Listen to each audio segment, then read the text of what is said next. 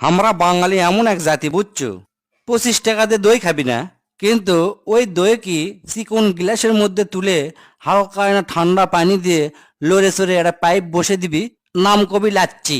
সেটা আবার 70 টাকা দিয়ে কিনে খায়া খুব খুশি, কোনো কষ্ট লাগে না। আবার 200 টাকা দিয়ে মুরগির এক ঠ্যাং টিক্কা হিসেবে খাবি, খুব মজা করে। কিন্তু সেই মুরগি 140 টাকা কেজি, হুট করে যদি 145 টাকা চায়া বসে, তাহলে হয়ে যায় মাথা খারাপ। চরম কেসার লাগে যাবি, দেশক গেলাবি, সরকারক গেলাবি, মানে সগলির গোষ্ঠী উদ্ধার করে দিবি।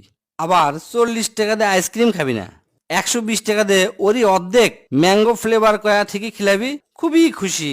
আবার যদি মনে কর বাসত উঠছু, বাসত উঠে লিজে ঠিকই বাড়ির সামনে, মানে গেটের সামনে নামবি, কিন্তু অন্য কেউ যদি গেটের সামনে নামবার চায়, মানে কত কথা শুনবো, কবি কি 10 টাকা ভাড়া দিয়ে কি বাস কিনে লিছেন নাকি, বাড়ির গেটত নামবার চান, মেয়া সময় নষ্ট হচ্ছে না, বাস স্ট্যান্ডে নামবেন, আরো কত কথা শোনাবি, তার হিসাব নাই।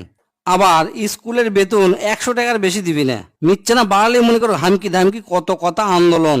আবার দেখবো সেই স্কুলের স্যারের কাছে যদি আবার কোচিং করে, দেখবো 2000 টাকা প্রতি মাস দিচ্ছে, কোনো কথা কবি না।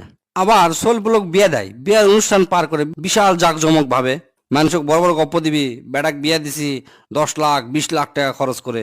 কিন্তু ওই যে রান্নাবাড়ি করছে সেই বাবুর্চি, ওই বাবুর্চি মনে কর 100 টাকা কম দেওয়ার জন্য লাফালাফি করবি, ক্যাশ ক্যাশ করবি, 100 টাকা বেশি দিবি না। আবার দেখ আমরা বাঙালি পেট ভরে খামো, ইচ্ছা মতো খামো, কেউ দাওয়াত দিলে তো কোনো কথাই নাই, মাছ মাংস এরাও বাদ দিবি না। আবার সকালবেলা উঠে করবি কি দৌড়াবি পেট কমানোর জন্য, খাওয়া যে কমান লাগবি সেই চিন্তা মাথার মধ্যে নাই। আর একটা জাতীয় পুরাতন কথা তো আছেই, যে রেস্টুরেন্টত হোটেল বয় গুলা 50 টাকা টিপস দিবি, কিন্তু রিক্সাওয়ালা 5 টাকা বেশি দিতেই গা হাফসে যায়, চরম কেসার লাগে, কত কথা কয়, রিক্সাওয়ালা গোষ্ঠী উদ্ধার করে দেয়। ইনকে আরো মেলা আছে, মানে কোতে কোতে দিন পার হয়ে যাবি, কিন্তু এগুলো অপশন শেষ হবি না। এই গুণগুলা আমাদের সগলির মধ্যে আছে। আসলে আমাদের মেন সমস্যা হচ্ছে কষা পায়খানা লাগান্তি। প্রতিদিন টয়লেটে যা হাঁকতে মনে কর সেই কষ্ট হবি, জান বের হয়ে যাবি, টয়লেট করে আসে কবি জীবনে আর কোনোদিন মাংস খাবো না, কিন্তু ঠিকই বিকালবেলা বের হয়ে আসে বাজারের মোড়ত পরোটা টিক্কা খাবি।